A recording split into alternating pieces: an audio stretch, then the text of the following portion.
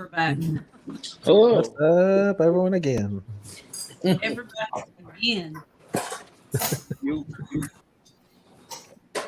Hey, James, what's happening? Hey, Tara, how's it going? All right. Yeah. Let's pull this up. He's got something in his hands here. Man, I want someone like that so bad. No, but it's not a Slide sliding. is so chill. It's not a sliding, no. She's a little pissed off at me because I pulled her straight out of her tub, so I'm a little soaked. But It's sliding off the book. Give me. She is beautiful. What is it? That's a little false water cobra. Yeah, this is just a normal false water cobra. She's probably about 6.5 feet long. Aren't you cold? Now, that's your newest edition, right? Oh yeah, I just got her last night. So does she got to be pretty worked up to hood up on you? It depends. Mainly she only hoods up when like Why? she thinks she's about to be fed, and I like come up to the enclosure, she'll hood up real quick. I have two juveniles that Holly's pretty familiar with. They'll hood up just from the sight of me. I'm pretty sure if they wanted to, or if they could, they would just hood up with the thought of me. Right. Yeah. This girl, she's really, really chill. I'm very, very glad that she is, because dealing with a 6.5 foot long, pissed off water cobra would not be fun. Hey, John. Yeah, I understand it, man. Okay, that was a big lull. Jamie, how's it going? Yeah, one day I'm going to get me some water cobras. Well, hopefully at the end of the year, I'll have some. Heck yeah, So- if I have an enclosure built, I'm definitely going to hit you up for a couple or one. Chris, you ain't got room for it. I'm making room. Heck, some of these enclosures are going out in the garage. There you Oh, go. nice. I mean, the thing about these is like they're little until they're not, so you never know when they'll hit a major growth spurt. And so it's like my juveniles, they've been in 36 by 18 by 18 for a year now. My male is ready. Surprisingly enough, my male is growing quicker than the female. Let me put this heifer back. Get back. Nope, not that one. No. Tyler, how was the drive home?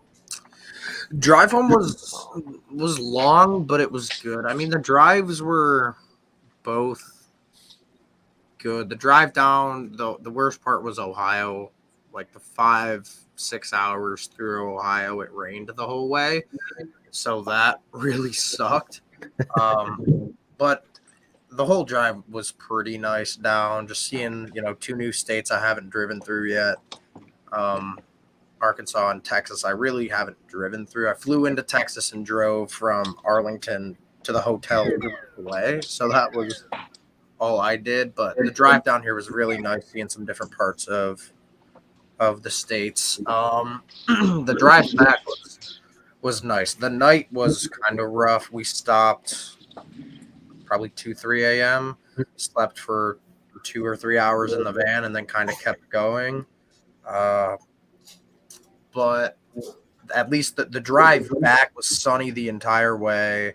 It was nice. Once we were awake in the morning, it was like I was awake the whole time, and sometimes that doesn't happen. Usually I sleep a lot in the car, so the drive was nice. It was just tiring. When I got back, made it back here probably 5:30ish, and unloaded all the snakes and went out to just make sure rats were alive. And then kind of came in and laid down for the rest of the night. So it was a nice drive, but just it was draining. It was draining. Tara, I know how that feels. Yeah. So, everybody who attended the Dallas show, on a scale from 1 to 10, from all the shows you've been to before, what would you rate that show? A 10. Well, that was your first big show, though, Chris. Yeah. I'm gonna go last. Zach, what do you think? It's skewed for me because you're talking about like out of all the shows I've been, and I do 25 plus a year from the smallest shows all the way up to NARBC. And so it's hard to compare. Rank it for NARBCs. Rank it for NARBCs. A Yes. 5. But honestly, sales wise was about on par for what I did in Arlington. You know, it was a little light, but I've done Arlington or Dallas now. I did Arlington 6 times before they moved to the Dallas location. And, you know, it's usually a little bit busier than that. Not much, but a little bit busier. But I've had slower ones. Like there was one where they had it on Super Bowl Sunday in Dallas or in Arlington, and they did that twice. And it was 2 years in a row. It was miserable. Like you sit there on Sunday and it's like, shoot me now. Shoot me now.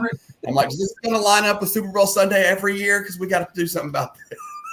Yeah. Dude, you do not try to do Super Bowl Sunday in Texas on freaking, you know, or probably anywhere. And it's like a ghost town in there. And like half the vendors, we're all just sitting around wasted at other people's booths watching the game ourselves on TV. But it was decent, you know, decent flow. I feel like we were missing a lot of the customers who come in from far across the United States and stuff to see this show. Mm-hmm. I feel like a lot of them might not have showed up, but the local crowd showed up. You know, the local turnout was good. Everyone who was selling stuff at pet level was doing. Oh, Not breaking up. Just Yeah, a little. for a second. What about you, Sammy? How'd you think it went? I mean, I talked to a lot of the people that were selling snakes. Some sold, you know, 5 or 6 snakes. Some sold maybe 2. Maybe a high-end snake, maybe a low-end snake, and that was about it. Some people didn't sell anything. Right. You know, they were just trying it out to see if it gets better, maybe hopefully in the next year or so. You know. Right. And then I talked to somebody else. He was talking about the fire marshal was there and somebody else was there looking at the snakes, and he said he don't understand why they can't have big snakes there. So. And I think that affected the show. I really do. Yeah, I think he said maybe the next show they'll have, you know, maybe red ticks and all the other, you know, big snakes. Because they had the other side. The other side was wide open. You could fit another 100 vendors over there on the other side. Oh, it was. I talked to Potters on Sunday, and he said we will be in the other side next time. And I talked to the Dallas officials whenever they came through, and I was over with Russell, who's got, you know, everything. And he actually had a couple rosy boas on the table. He had a couple things that he wasn't necessarily supposed to have, and he did not have a permit to display them. And they literally looked at it, picked it up, and they're like, I can't believe you're not supposed to have this here. Do you mind? May I handle it? Oh, what do you have? Like, they almost bought one. And that was the people who were there checking it out. And they're like, really? This is not what we're here looking for. You know, we don't think this will be a problem in the future. Like, it seemed real positive. So hopefully they'll get good stuff in the future, you know, that'll bring the couple people who stayed out of the show back. But I talked to a lot of people who did really good. I mean, a few people did bad. I mean, it was a little bit of a heavier concentration of ball pythons. It always is. You know, that's considered the ball python show. But, you know, and it's your breeders like around like my level and below who struggled there. You know, like your Bob Voos and your like Brian Carter and Jason Amos and like your big breeders, they killed it. You know, they had, you know, most of those I talked to had stellar weekends and just murdered it. And the only people who were kind of struggling were like your mid-level breeders and stuff. And honestly, that's how it is at NARBC. You know, you're going there, you know, when the local customers come there and the people who drove from like 2 to 4 hours just to shop, they're not coming there to see your local people. They're not coming there to see your mid-level breeder. You know, I don't even think it's worth it for like mid-level and below to drive real far to come to an NARBC. Like I don't even try to take my animals to even St. Louis or Tinley. You know, it's not worth it because I've got 25 shows within 4 hours of me where my pet shows, those animals fly, and they fly for a better price than they do at the big shows because they're not as competitive.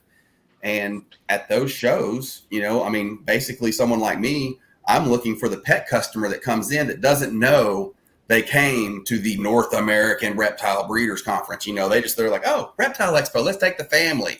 That's who might buy a snake from me there. because Right. if somebody's looking for a project animal, they're probably going to go to Bob or something. Yeah. If they wanted to buy it from me, they saw it at the 20 other shows I did.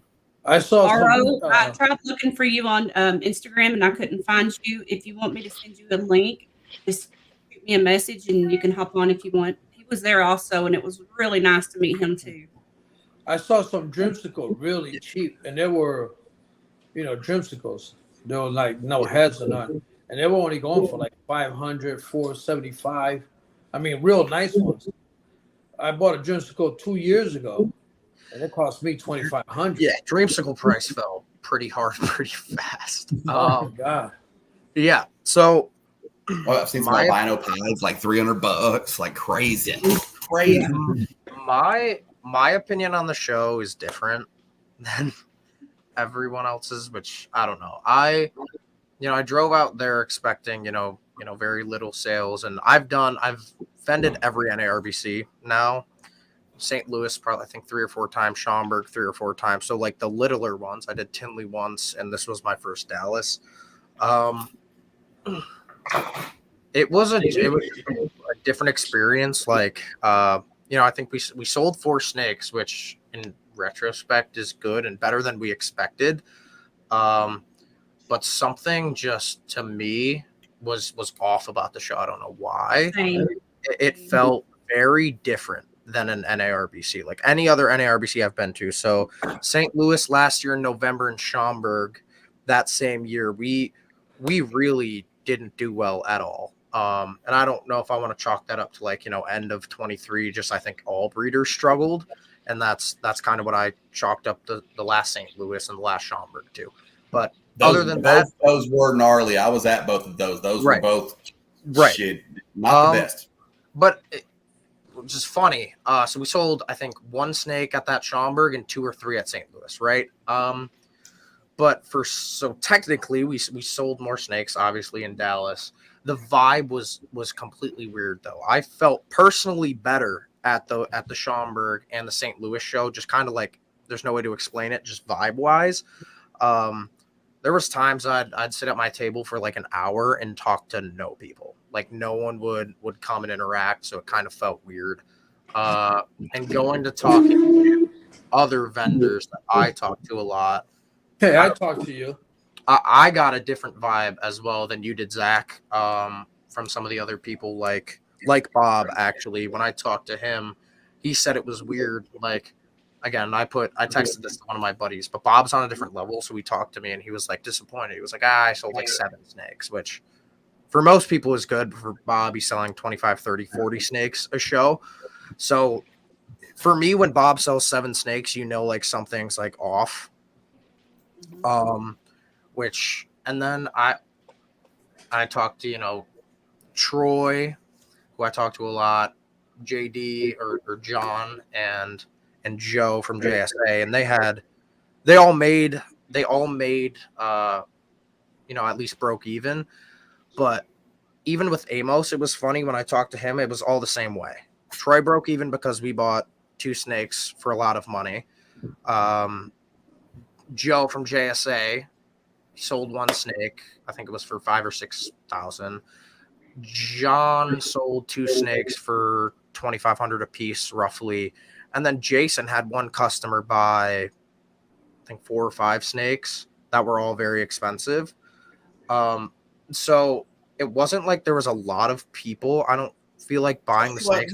Yes. Yeah. Like, you know what I mean? Like, the only reason I talked to Jason right before we packed up, and he was like, yeah, if that guy didn't buy those snakes, I would have, again, he's close, so it's not like he would have lost money, but he was like, yeah, that literally was the only reason the show was okay.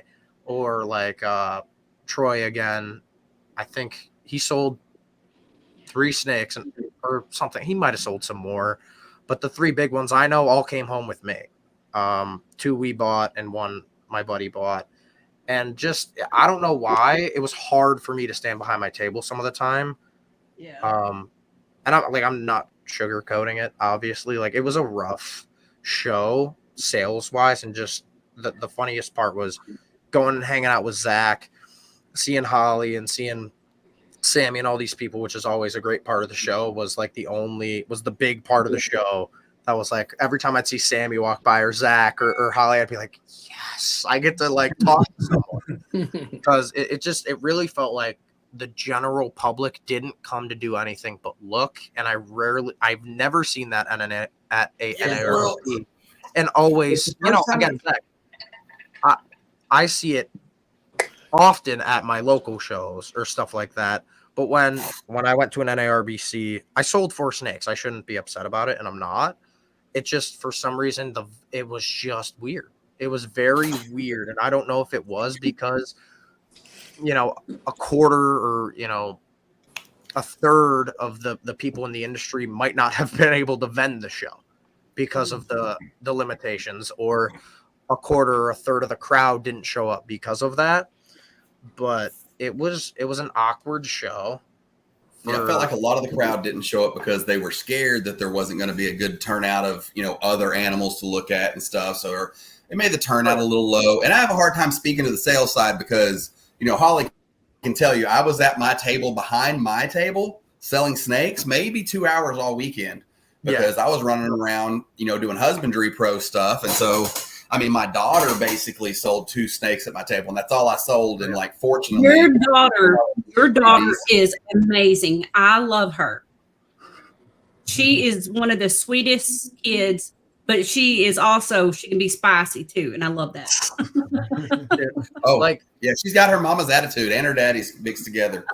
But I'm with you. The floor plan was a little weird, which that was the building's fault. A lot of people didn't realize that was the building's fault because they sent them a floor plan that was open and those bathrooms were up against the wall over there by Bob Clark, and they weren't out 20 foot, 40 foot long. I was supposed to be right there where the bathrooms were at, and they had to move me. They had to move a shit ton of people because of the floor plan.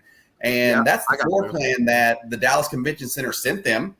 Then they filled it out with tables and everything, sent it back to them for approval. The Dallas Convention Center then approved it and sent it back to them. And then they showed up, I believe it was Thursday, to set up tables and, get the venue ready. And they're like, why is there 20 by 40 foot of freaking bathrooms sticking out of the wall? And they had to move everything around, and it moved where some of the lines, like you notice on the map, it was all gridded. But when we got there, it's like, you had to jog over here, jog over here, and it created like these weird dead zones. I noticed like certain places, you were busy. There was people in front of your table the whole time, and there was some vendors I stopped and talked to when I was talking about husbandry pro stuff where I sit there and talk to them for 15 or 20 minutes about the system and didn't see a single person walk past their table. And I'm like, but you can look down at the other aisle and just see a wave. And, so, some floor plan changes needed to be made and stuff. And I'm hopeful that at least enough, most people at least cover costs and everything. And I chalk it up to advertising when I go there. The fact that I covered all my costs is an added bonus for me. Right. But it could have been better. It could have been better. We walked into the show, and this is why I feel weird myself talking about it now, is we walked into the show and went, if we sold 1 snake, cool. Right. And then we sold 4. So I should be like crazy excited. And in that aspect, I guess I am. But it's some weird reason. I couldn't go behind my table after like probably 6 hours into the first day. I was like, dude, I can't sit here anymore. And I'm never like that. I do like to walk around. Snake Discovery brings in a lot of first-time lookers, and my saving grace on that is I bring my daughter, and she has like an insane conversion rate for first-time snake owners with the children and stuff. I don't, but you get a lot of lookers. I've seen it a few times now because I've done it. They had Snake Discovery right outside mine and Brian Carter's booth. It was at the end of our aisle in Arlington. And I'm talking about, we didn't have a single person come past our table all day that wasn't someone just wanting to hold a snake. Relieving the Discovery line. And that's the bad thing about and I even noticed her line was not near as busy as it was in Arlington. No. And I thought that was crazy. Yeah, I was surprised about that too. I went out because there was like the bathroom was small that was in there, so I went out one time to use like the lobby bathroom, and I was like, why is there? Again, she had a line at pretty much all day, I was like, this is weird. Like even her line was slow, or their line was slow. But I think Snake Discovery, for me, I think they're great, and vendors will reap their, the rewards of them in like 3-4 years. You know what I mean? Dude, I'm telling you, like people talk about it. They're like, "Hey, don't do it." Oh, yeah. I've got a display that's in my lower end animals, and if I'm not slammed and they're being nice and polite, I'm like, "You come right on over here, and we will let you hold a snake." You're going to sanitize before you're done. I'm going to treat that animal whenever it gets home. It's going to be quarantined. No question. But like I love blossoming the new people into the hobby. Sometimes you get too busy for it, and it's like you're slammed, and it's like, I'm sorry, we can't get them out right now unless you're looking to get one. I'm busy. Yep. It was a great experience. That was working with you guys at Husbandry Pro, because that was my first time to do anything like that, and I got to see people setting up, breaking down, kind of learning different stuff, and talking to people. Saturday it was great, but Sunday I was fried. Like it was hard to even smile. Yeah. They're rough, man. Like your feet hurt, your back hurt. Like people don't realize how hard it is just to stand there all day and talk to people. Yeah. Seriously, Monday I slept pretty much all day long. Yeah, it's hard to explain. It's like you'll have people. Monday is my day off. My favorite thing was I wasn't even there, but a New Hampshire show that Sammy vended with my dad. Actually, my dad called me and was like, "Dude, Sammy can't believe how hard this is," because he's at every show running around and all that. But the first time he ever vended, you were talking to my dad about like, dude, standing in one spot all day is completely different. Like, again, I can run around Tinley for 8 hours and feel perfect. But when I'm behind the table, it's like after the second day, I'm like, oh God, like this If it wasn't for those drugs, I would have died, honestly. You talk to 100 people. You talk to 100 people, and you might sell one snake. Right. It's the mentally draining. It drains you mentally, and then it's like your body follows. And the last thing I'll put on Dallas, like being a negative Nancy, is it was funny to see. Like, and I think I told all 4 of you that were there. Like, there were people who would come by and they'd rather look at like a half full chest freezer of dead rats than my table, which made no sense to me. It was like, there's people that, again, and I'm not going to say you could tell that they had no animals. They didn't need rats. They didn't need mice. And then go over there and just stare into a chest freezer for 20 seconds and then walk away, but would never turn around and look at the animals. And after I saw that happen like 100 times, I was like, this is no, I'm shot. I'm leaving my table for an hour and a half because. So my favorite thing was actually when I went to the bathroom. You use the bathroom, you come out, wash your hands, and there's a lady there handing out napkins to dry your hands on. And I was like, this is the fanciest snake show I've been to, but not really.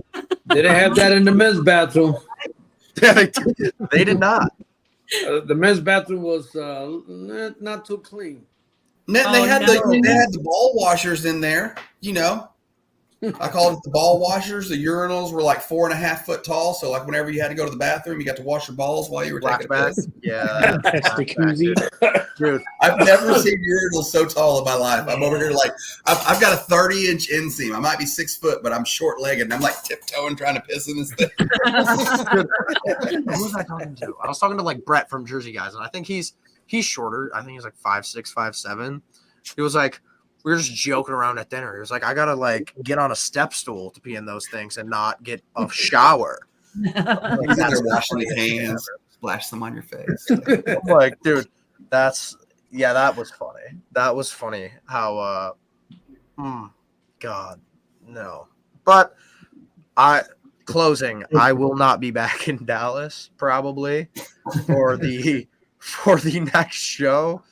And maybe not for the one after, because I think they're doing it here, and then they already are trying to move it, which hurts the show even more. Moving shows every other time, which they're not used to doing, but I think that's why this one hurt, and why the next one's going to hurt, and the next one after that's going to hurt. So we probably won't be at the next one. We might be going out to the All-American Reptile and Plant Expo in Denver, Colorado. That is the same weekend as Dallas, and it is a Troy show from Best Dress Balls. So it's a 21-hour drive either way, and they have their show, I think, next weekend. I told them if it goes good, let me know. I'll get a couple tables there, and we'll do that instead of Dallas. Just to for next year. For when is it? September Dallas, or when's the next Dallas? Yeah, September. First weekend of September. Yeah, Troy. It was the only time they could get that venue in Denver, so they're doing the show on the same weekend as Denver.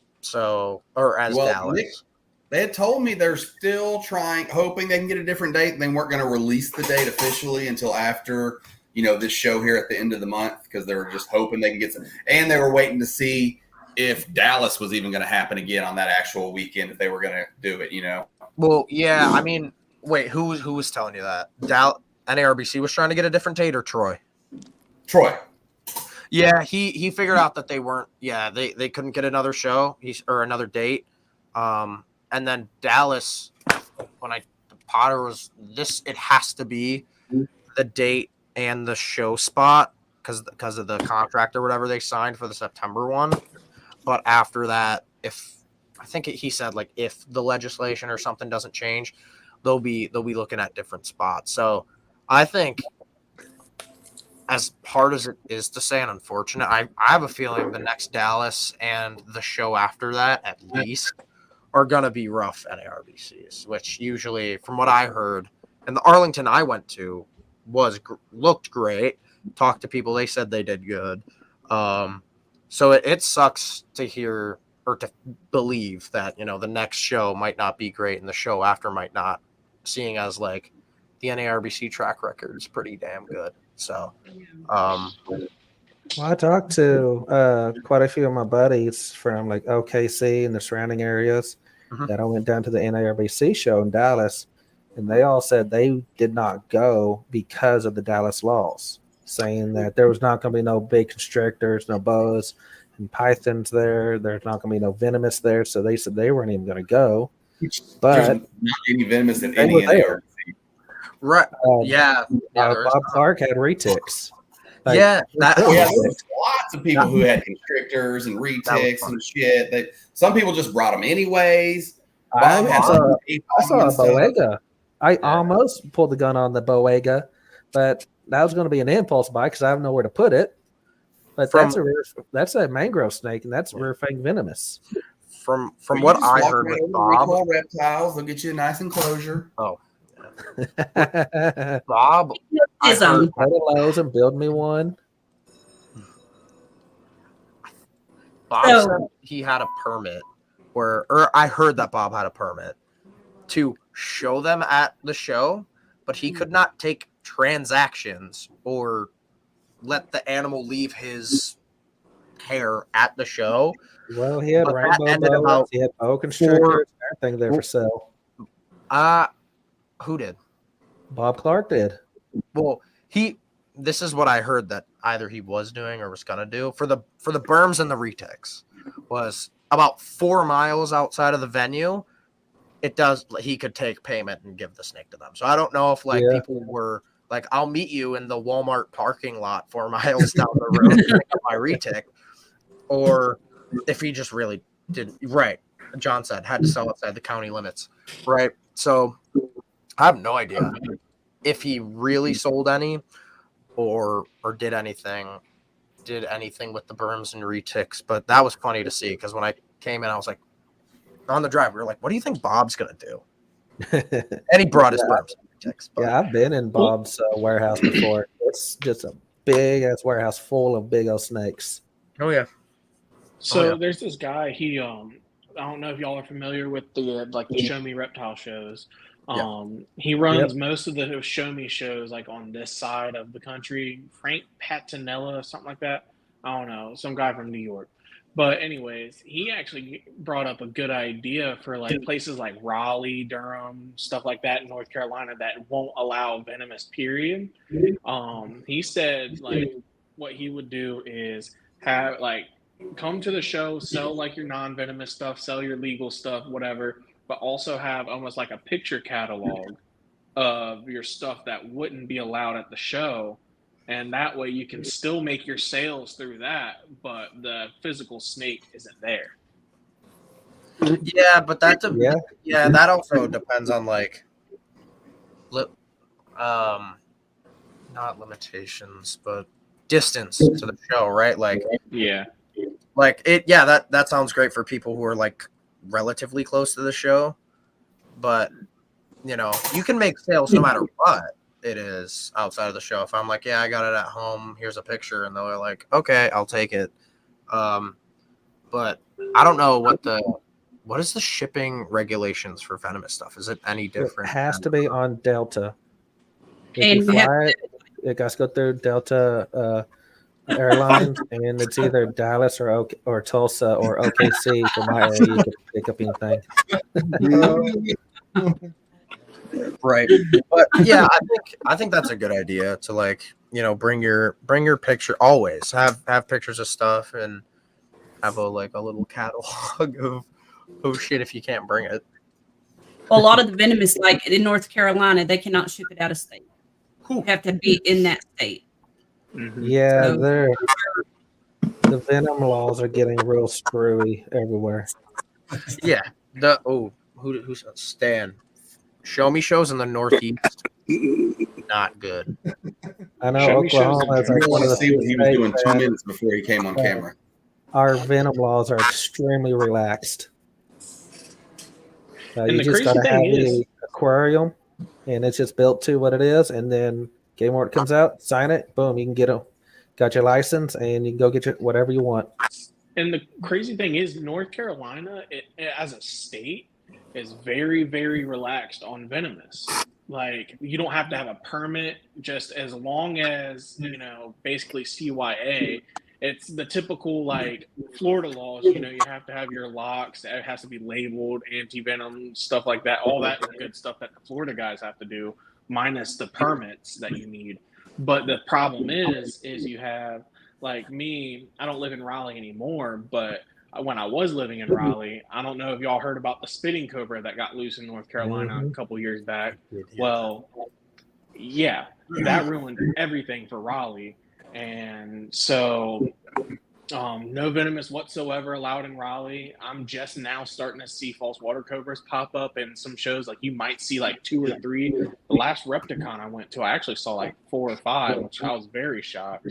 And so, but it's just more of a per city, like it's more of a city ordinance thing. But as a whole, North Carolina is really, really relaxed on venomous. I'm spoiled living in Texas, you know, like that's the thing with the venomous here is pretty much all the big cities have an ordinance against having venomous shows, even if they don't have an ordinance against owning them. You know, so that's why like none of our, you know, NARBC is never hot or anything like that. I don't know if they would do it if it was hot in the place, but like Hertz does some hot shows around here. And, you know, if you're willing to drive 2 hours outside of Dallas, there's probably 6 shows you can go to a year that are hot shows. Can you send that to me? Oh yeah. Message me after the show. But yeah, dude, Texas, we've got it so easy. You can walk into a reptile expo, be like, oh man, oh, look at that Gaboon Viper. It's pretty. Here's $100. I'll take it. And walk out with your Gaboon Viper, and you needed nothing. You're legal. You have, I think it's 7 days to go to the local Walmart and get you a hunting endorsement on your license and on your hunting license. And it's like 13 or 16 bucks. It's nothing. It's nothing. That's all you got to do. There's no inspection. There's no nothing. You just give them some money wherever you buy your hunting license. Chris, Hey, that's the same in PA or close. What's that? That's what's crazy is No, I think it's the similar in PA. Yeah, PA's pretty easy. But we had an incident with a false water cobra a few years ago that was loose that stirred up a bunch of stuff. here I am with 4 false water cobras behind me. Dude, that big girl's awesome.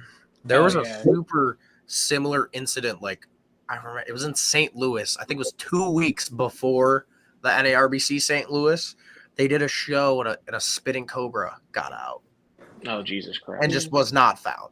So I Same think thing. We had one in so Richardson that got out, and no one ever found. It was like a 12-foot, 15-foot freaking cobra. It's always the no one ever spitting found it. cobra. Got out in somebody's house in the Richardson neighborhood.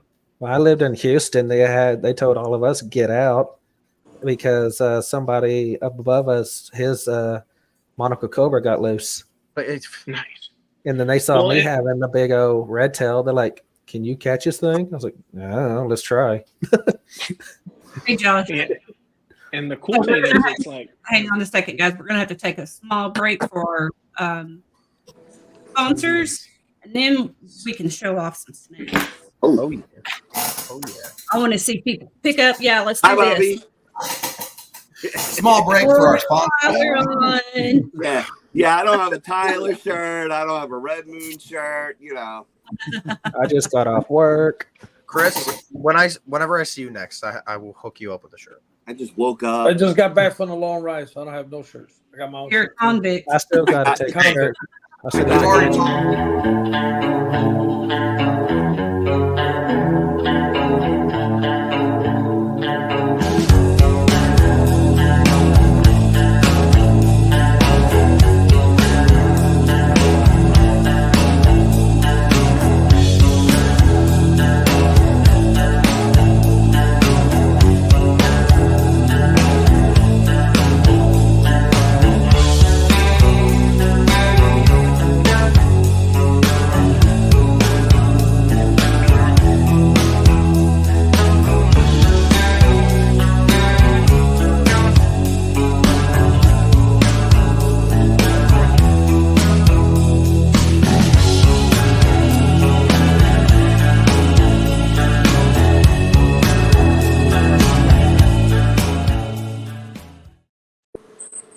All right, now we're back. I wanted to say hi to Josh, and let's see here. Put me on big screen. Will, look at Will. Yeah, Oh, Adam. There you go.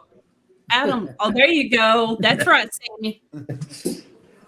hey, put me on big screen real quick. I want to show y'all something Show us. Okay. because it's not. I might get loose. Was that a poison snake? Yes, the copperhead I caught Saturday Oh. night. I haven't Oh, taken that's it what You you yet. gonna eat it, Sammy? And yeah, I was putting it down because it might look like I might try to get off the hook. Yeah, that That's thing. what I got. That's the call I got for Saturday night. You're crazy. I'm not crazy. I'm a lunatic. There's a difference, Sammy. There's a big difference. I escaped the sane asylum. We need Chris to bring out that carpet that is I'm still still healing. That was crazy. That little man. girl loves me. Oh man, that was crazy. So here is my pickups for the weekend. Oh yeah. I love Luna so much. She's beautiful. That thing's badass. I'll admit, for a ball python, that thing's neat looking. For a ball python. I'm You're in a glad ball I'm not python. the only non-ball python guy here. Now, what's All right. Nanny again? Is that like mahogany or whatever they're saying? What's that? Nanny, is that like mahogany they're saying, or No. It's a granite gene.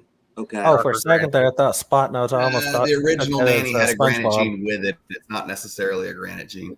No, it's a Okay. darker gene. It's definitely And cool. Finally got my stranger. Stranger danger. Okay. Oh, Well, nice. then next questions are: what are you gonna do with them? What are your plans? If you know. So the first female I showed you, I'm putting it to a lace clown. Okay. And him, I just don't know yet. I've got a lot of things I can do.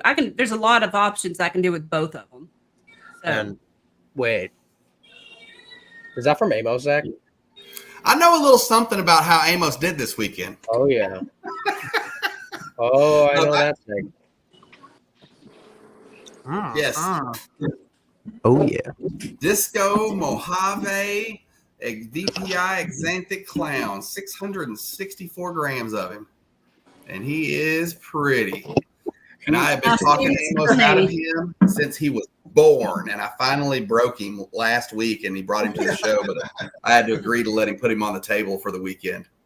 It's always fun to break them when they get them fed up. So Amos was keeping this boy. It was a holdback because it was possibly hypo, and we kept going back and forth on whether or not it was hypo. I'd look at it with him. I've been over his house drooling over this snake for freaking dang near a year now, and I was like, man, I don't know, man. I've got some hypo Mojave chocolate clown stuff that looks hypo, or I mean not hypo, some fire Mojave chocolate clown stuff that looks hypo. I was like, I don't think so, and he's like, well, even if it's het hypo, I'm keeping it. And so he finally sent the shed in, and like I was bugging Charlie because I'm sitting there. I talk to Amos every day, and he's like, I sent the shed in. I'm like, did you get it back yet? Did you get it back yet? Did you get it back yet? And finally, I got tired of bugging the wrong person, so I started bugging Charlie. Charlie, did you test this snake yet? Did you test this snake yet? And Charlie's like, I'm not going to tell you before I tell him, but you may want to send him an offer. And so I called Amos, and he was like, damn Ain't she it. a beaut? My daughter has called her Barbie. Oh man. I'm good. My wife- Pat. Yeah, my wife would freak. Dude. Nah, this is my daughter's tarantula. She wanted it. The rainbow. Yeah, my hypo daughter stuff wanted is one too. insane, man. That was the funniest thing is when he put it on his table. You know, I've seen that snake before and talked to him about it before. And when he saw me, I looked at it and I was like, so it's not hypo. He was like, nah, I messed up. I thought it was hypo. And then he was like, and it didn't even prove effing had hypo. So I was like, oh, that sucks to suck, dude. Oh, I know. He's like all depressed, and I'm over here like, so pissed. When it comes, I already knew. It was mine if he didn't keep it. Right. So is it hypo or het? Neither.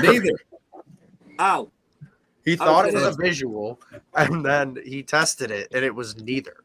It was just wow. Fire Mojave made it look hypo. Yeah, it was head to head. So we had a 66%. I only had a 33% chance of getting it. I got it. What kind of snake? Disco, Mojave, VPI, Xanthic. And it also it didn't prove for het pied either, right? It was posset pied too, is what he was saying. Yeah. Hey, mine. Yeah. Yeah, I have a she's got black a nice pastel Mojave. Mojave. I have a black pastel Mojave clown that looks hypo, but he's actually het hypo. He tested 100% het. Nice. There was like, I got a chocolate Mojave fire clown. Yeah, they give that look. Looks hypo. Yeah, that's what I'm saying. They give that look. Some with the Mojave in it. There was one thing I was kicking myself about the whole weekend. You know, after I left, there was one that Jason had that I wanted so bad, and I was like, I'll just wait till the end of the show. I should have just got it. When I walked over there, because I walked over there probably 7-8 times on Friday and Saturday to see, it's still there. Okay, we're good. And I walked over there, and Josh from Ball Python Shed walked over this other guy and was like, "There's the snake you want." And right when he started talking about like his financials and like what he used to do and like how many snakes he's bought, I was like, that snake sold. I was like, I'm not getting that fucking snake. And then I went back and it was sold. So I was a little upset about that one. It was, I would have been upset too. It was which one was it? It was OD Fire Leopard Stranger Hurricane Double Het Clown Pied Male. I was so pissed. It was right next to yours. All right. Yeah. I was so pissed. Literally the whole drive. Me and my dad were like, we should have just got it. Man, I wanted the Hypo Stranger Clown, and he bought that one too. The same guy. That was he bought that one, Hypo Stranger Clown. He bought 2 Stranger Het Pieds that were Posset Clown. I think one other one. I was like, you. That was your money. I saw Amos when I'm walking out, and he's just grinning, and I'm all like, "What'd you do?" He's like, sold a lot of nice snakes. Yeah. I think this is the first show I did not pick a snake up. Yeah, that would have pushed the show over the edge if I would have come home with that. That would have been insane. Well, see, okay, so I call it I'm good because I got this and I just picked it up at the show. We had already made a deal on it, so I was able to tell my wife, look her directly in the eyes and tell her I did not buy a snake for myself at this show. Hey, John. Look at that guy. Look at him.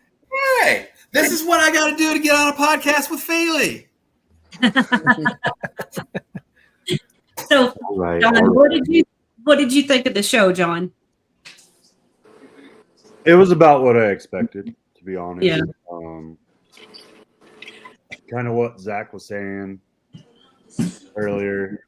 I think we all knew this one was going to be a little bit of a who show to be kid friendly.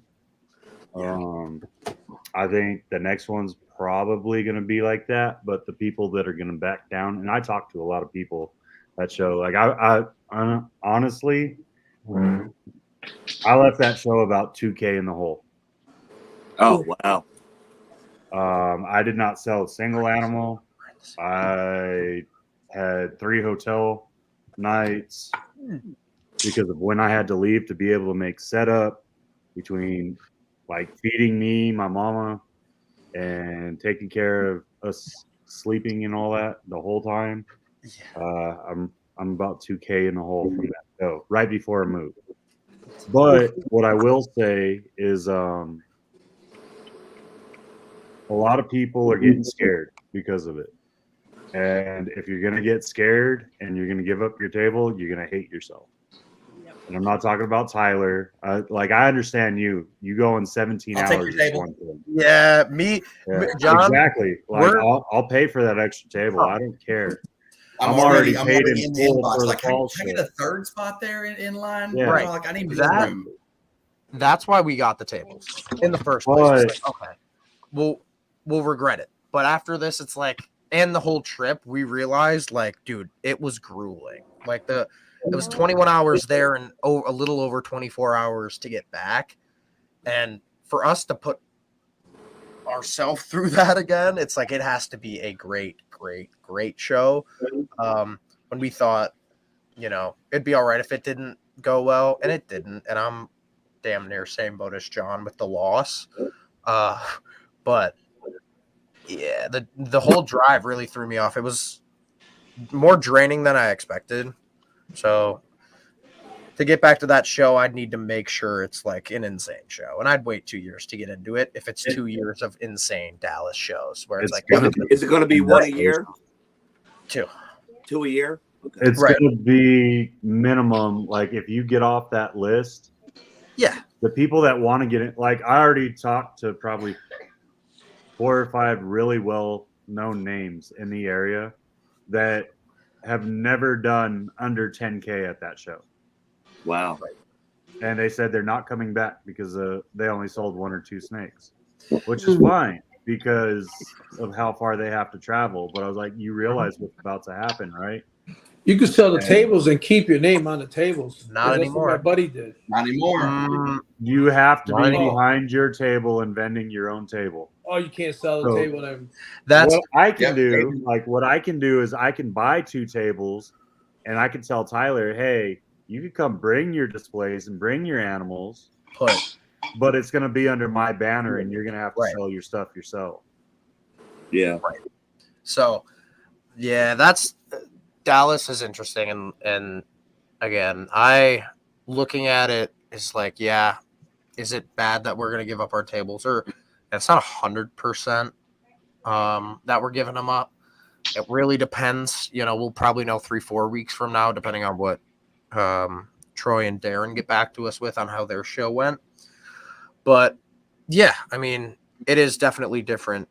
You think not enough foot traffic or inflation or just It honestly, I don't know. It wasn't that, because I mean, well, it wasn't inflation. Foot traffic was weird. dry goods? Everybody buying dry There goods? Yeah. There was 40K in sales Friday night across the venue. Like it wasn't the money aspect of it. It No, was- right. It wasn't. It was, again, I sold 4 snakes. I went in there, and the last St. Louis, I sold 2. Schaumburg, I sold 1, but for some reason I felt better about them. You know what I mean? And I went into Dallas expecting to sell maybe 1 snake. And we were like, if we sell more than 1 snake, hell yeah, we sold 4. So again, there were no high dollar. I think it was like $800 maybe. And it cost us about $3,000 to get there. So yeah, we took a pretty fat loss, but we expected it. We expected to take a loss. Yeah. But well, it was like our local show, Hamburg, you know, they had like 5,000 their first show, and now it's down to like 1,300 people. yeah. And I don't know, John, did you feel the same way where it was, again, there's nothing I can put it to besides a vibe. Like something just felt weird. I agree. I think it's because everyone that's ever been to an Arlington, you're used to this giant convention center, right? That convention center was made for gamers. Like it's top of the line. Everything is like ritzy, bougie. And now you're going back down to a typical everyday convention center, right? Right. Yeah. So you have to get over that. You also have to think about the fact that even though it's only like 20 minutes away from where the other venue was, it's a completely different market. Different Completely demographic. different market. Like I was trying to say earlier, most of the people that I talked to when I was behind my table that would even take the time to do more than like just look real quick from the aisle, walk up, and then walk away, because I had a lot of that. Like there was probably 1,000 people in front of my table this weekend that I didn't even get to say hi to because they weren't ready for it.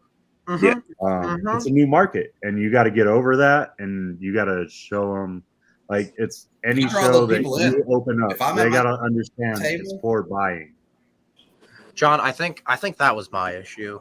Really, is no matter what show I've ever been to, it's not hard to say hi or like how's it going, and like at this one, it was like I've been to a couple shows, but I call them just like sprints, where people will just see how quickly they can go from the front door to the back of the building, all the way back out the front door, and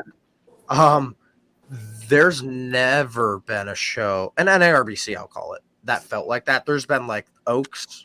For me, the one time I did it was like that, where people would just, walk as quickly as they could to the back of the room and back out the door.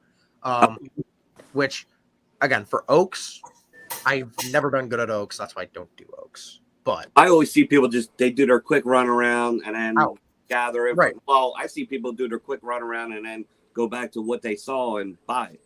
Right. It was And another thing, at the auction, they wasn't allowed to auction off animals.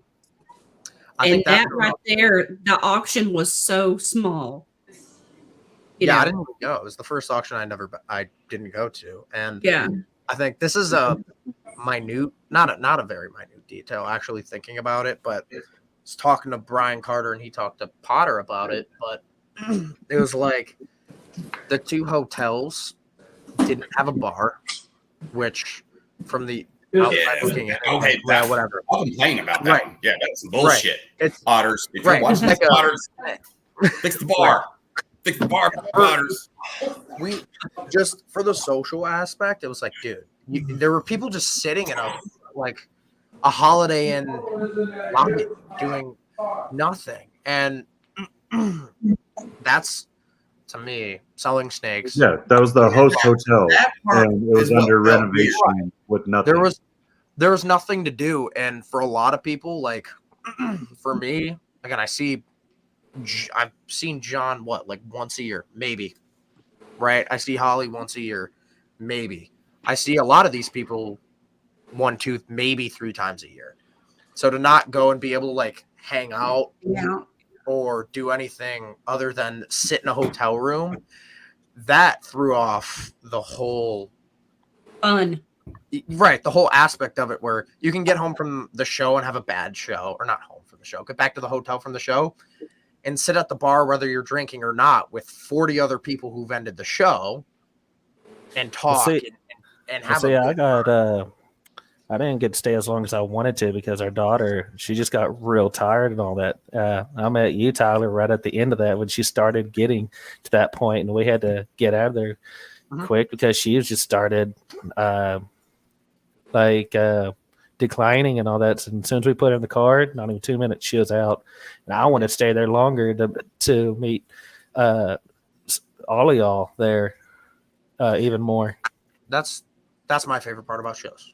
Yep. So the next one, it's just going to be my wife and I. We're just going to go down there so we can stay there a lot longer and to actually sat down and actually talked to each and every one of y'all. Like Tyler, I didn't think you were going to be that tall. I actually thought you were going to be shorter.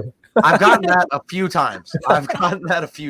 Yeah, because you kind of shocked me. And I told Holly, it's like, goddamn, I thought that boy was going to be the height like my wife, like 5'2".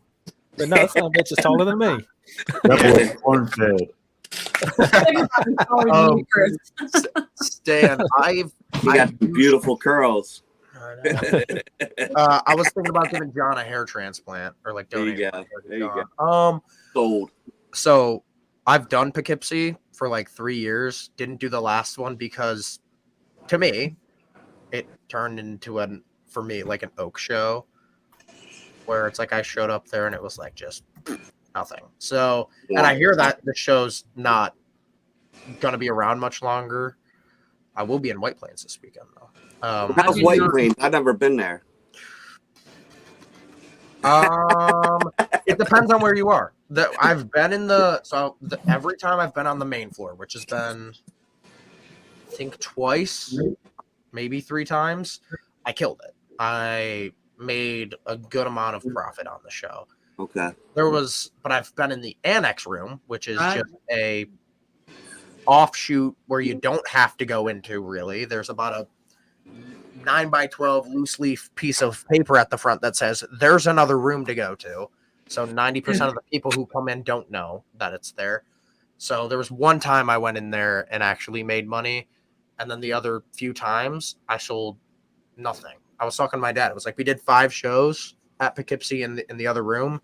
And we sold 4 snakes. And all 4 of those snakes were in one show. So we went there and busted on 4. But the times we've been in the main floor, which we are this time, we've always done great. So we told them, like, we didn't have a set spot, like a permanent spot on the main floor. And we told them we love the people who run that show. If we don't have a main floor spot, we're not coming again. And we've done Poughkeepsie for years, White Plains for years, New Hampshire, the show they do for years now. But we told them, they're like, if we can't get a main floor spot, we can't come. And they said, we can't guarantee it. Called us 3 weeks ago and said we have a main floor spot.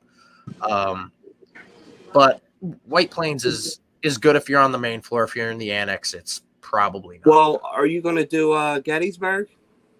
I never do Gettysburg. I've never been able to make it there because it always runs into usually ran into Tinley a couple times. It runs into some NARBC, and we always go to those. Okay. But yeah, I've always wanted to make it to a Gettysburg show because I know a lot of the PA people and people who've been it just say it's great. Love it. But it's always conflicted with our schedule, and like the only one we did get to go to in PA besides the Pittsburgh Mega Reptile Expo is Oaks, and that one. Yeah. I feel that. Yeah. Those were I the think only. a lot of a problem. I wish some of our local shows, if they would do a 2-day, they could probably, it'd be like an NRBC, Yeah, 2 days are better, and I feel like the hardest part about PA is how many damn shows you guys have. It's like 5 so many. But we don't have nothing like that. It's like, why don't we have big shows like that on the East Coast? Because the people how many are we talking about? Like 5 a weekend within a 2-hour radius. Yeah. Like realistically, because like I'll tell you honestly, I do 25 shows within a 4-hour radius of where I live in a year. Really? Holy shit. We need to add another one to that down here in Durant. And that's why I'm going to start piggybacking on Zach's. Choctaw has a big convention center that we need to have a reptile show in. I think get people from Tulsa, OKC, and Dallas. I was just reading the message. The Texoma show from Herps is back on. Where's that? They were going to do a Herps show in Texoma. Let me look real quick. Because Texoma reaches all the way over to Gainesville. Oh, nice. Well, we consider Texoma to be like, Durant, Sherman. Denison. You would think that, yeah. I've been all the way over there to like southwest Oklahoma, and they're still calling that Texoma. Saw a billboard said you're entering Texoma land. Like, we don't hold it like 100 miles that way. Yeah, we were thinking the PA shows were suffering because there's like one every other week. In Denison. I think. Oh, well, that's right here. Dang, that's 20 minutes from here. You know, I'm telling you. Okay, so they were going to do it at the beginning of the year, and they got a new manager for the venue, and she freaked out. She was like, "Oh no animals at the venue," venomous. and they canceled it. And so they got through with the management, I guess, and they said, "Okay, so it's on for October the 26th and 27th." I mean, they're just now doing the reconfirmation list for the people who signed up for the first one. Holly, But if you're in the Hurt group, you might want to message Lori and get on the list if you want to do that one. It's a 6-foot table show, but it's going to be a little bit smaller. So that's why I'm excited about it, because the Hurt shows can be send me the information and I'll blast it. And that's going to be a nice, more smaller, more intimate one. So I'm excited about it. Yeah, send that to me and I'll information on it. I'll send it to everybody here in Oklahoma and Texas and all the surrounding that I'm friends with. Does she have the no ball python breeder rule? That's all I can well, I will say, if there is a waiting list, they will take anyone off the waiting list who's not a ball python breeder first. Yeah, that's usually what we've done lately. But the herb shows, the way they work, they put out their schedule a year ahead of time. You get their schedule like in November. I'm getting the schedule for 2025. I filled out my 2025 dates by January for Herb Show, and they have all their shows booked. It is the most organized venue you will group of or show promoter you will do, period. You know, Lori's top notch on that, you know, which is really cool, you know, to have dates literally basically at one point in time 2 years out. And I just forgot what I was talking about. They doing like a cubicle style setup. What's that? I said, are they doing like a cubicle style setup? So theirs is, you know, it's the island setup, no pipe and drape. It's usually considered, it's more of a smaller show circuit, although they do usually pack in like 80, 90 vendors in a show. That'd be perfect to take my sucks kids that to it's something small. Sucks that so whenever they tables. Yes. Well, they're not all 6 foot. This is actually like the only 6 foot table show they have. I ordered tablecloths just for this one and one other show in San Antonio with Malia and Otis, Lone Star show. And that's a good little show too. Yeah, I got up at a show. I'm like, wait, what the hell? My tablecloths are too big. They look stupid. Chris, that's the other thing about White Plains is the annex room. You get 6 foot tables, and the main floor you get 8 foot. Oh, really? Yeah. So you getting a discount in that annex room? Yes, you do. So the main floor you get padded chairs, and the other floor you just get a bucket. You just get the steel one. Right. I don't know how hard you don't get a chair in here, but we cheat the system. We just bring our own 8 foot tables and put them in the annex, and they don't care. And if you know, so. Oh well, when you're Tyler, you know, toxic balls, you know. Yeah, I tell them like, yo, stop. You know who I am. Lori's the same way on the Herb one. She was like, you know, as long as you get so many feet. Like if you want to put an 8 foot table, you got to have 2 spots, and you bring your own. And that's what where we want to be, like wherever in the room, in the annex room we want to be, we'll just be like, hey, like, can we go over there? And they say yes, and we always pick the wall with like no one else on it, so we put our tables there. We got our normal 2 8 foot tables and whatever, and no one's next to us, which is nice. But yeah, way out last Sunday. Fuck. Oh, in the morning? Was it in the morning? Snakes. That's something gay. What'd you say, Holly? I told Jamie I want to meet her snakes. Yes, I do remember. I'm just enjoying listening to y'all's show stories. I can't wait. We'll be there soon. I've got our first clutch of eggs in there, and yeah. Yay! I'm waiting for mine to lay. You can fill the eggs in her. John, did you pick anything up from the show or no? Didn't want to go $3,000 or more into the hole. No, if I had picked something up at the show, it wouldn't have been at the $1,000 level. Yeah, I know. It would have been at the 5 to 6K level, and I'd be like 10K down in the 10K in the hole. Yeah, that wouldn't feel great. Zach, did you pick That's why I anything said else my up? pickup was not counted as happening at the show. I received my animal there. Yeah, that's Straight kind of how I'm pocket. counting my pickups. Is like I told them 3 weeks before I'm getting it, and so it's like, okay, spend it. Well, let's see them. Y'all quit holding back. Okay. Well, I got 4. Come on, boys, whoop 'em out. Okay. So here's Get them, Zach. 1. So I this expected it is to be bigger.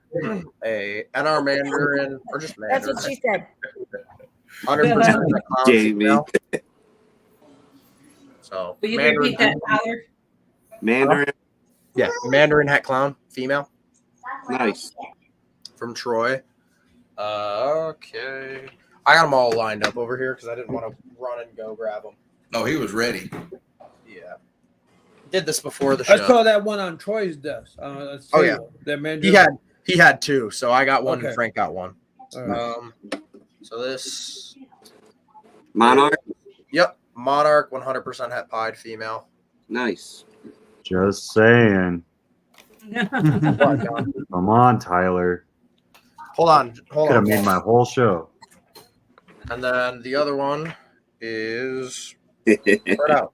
Spread out. There we go. That's a little better. Whew. So Monarch pied female, or pastel Monarch pied. Sorry, pastel There Monarch. we Pied. go. Oh, there you go. That one's Pos G as well, isn't it? Not from what I'm. Isn't everything Pos het G if it's Monarch? Pretty muchly. But from what I know, technically not. It was Fire Monarch pied to I think a pastel Monarch het, and neither of the parents were like even Pos het G straight. From what I know. So those were 3, and then the last one technically is not mine, but this is a Scooper Pastel Desert Ghost Clown breeder male, and it's from Brett and his dad at Jersey Guys Balls. So they gave it to me to do a couple of split pairings with this year. They didn't have stuff for him. They got different Desert Ghost Clown males, and we don't have a lot of Desert Ghosts. They were like, take them and we'll just split some clutches. It'll help us both out. So Nice. Nice. those were the 4 pickups from this show. 2 we knew we were getting. This one was a random Saturday, like, hey, do you want it? And we said, yeah. And then the Mandarin was like a literally 2 minutes before we left the show. Troy offered that one to us, and we took it. So, I looked at that one.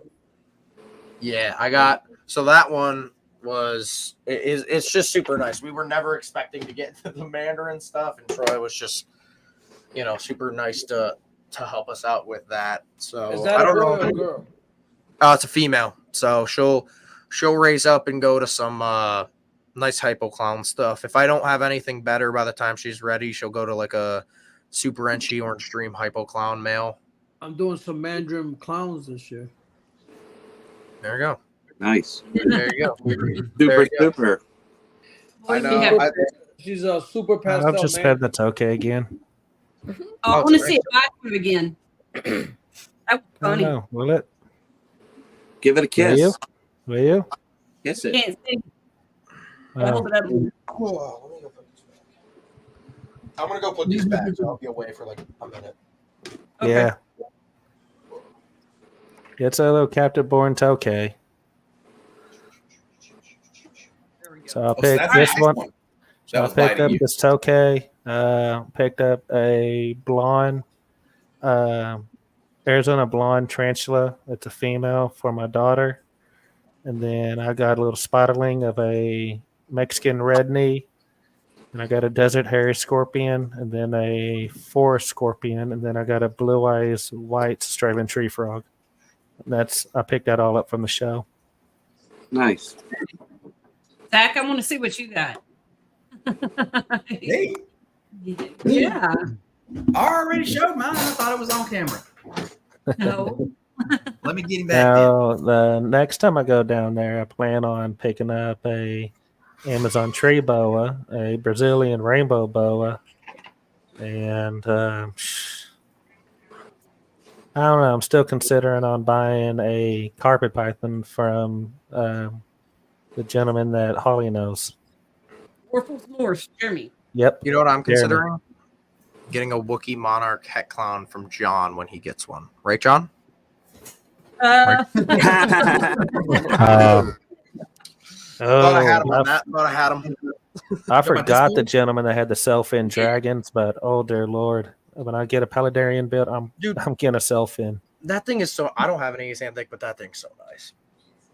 I thought it was DG, honestly. Yeah, what do you? I mean, you can definitely see why you thought it was visual hypo. Yeah. What are you gonna do with him? Yeah, I mean he's ready to go, right? He's like 660 something grams. He's got dates with a couple of hypo females, a desert ghost female. I'm going to risk the bell on it. I've got a desert ghost pinstripe lesser pastel female that he's going to go to. And then he's just going to go, hypos and some pies for a lot of triple combos. Okay. Yeah, I mean, you can risk a white snake with the shed test now. Yeah. What was that female again? She was pastel, lesser, DG, anything else? Or I thought there was one of the pastel, lesser, pinstripe. Pinstripe, okay. What type of ATV were you looking at? Sorry, I don't know your name yet. Reptiles and Oddities. Oh, Reptile Oddities. What was it again? What type of Amazon tree boa are you looking at? The Halloween edition, the Halloween phase one, which is, I believe, a garden, is the one that really catches my attention. Yeah, they're cool. Yeah, there's a couple there for like 100, and then since I heard that the Dallas laws said no boas and pythons except for ball pythons were allowed, I didn't get nothing ready, so I'm not bound to buy anything that I don't have an aquarium set up. So, ATVs were going at the show. Technically, it was only supposed to be red tails that were allowed to move at the show, but the local authorities didn't really care. Right. No, they were totally cool about it. Yeah. So that's one of the things I'm going back into. I had a patternless green when I first got into keeping again. But me and Dave Levinson are gonna kind of do a passion project with Amazon tree boas and try to bring some love back to it.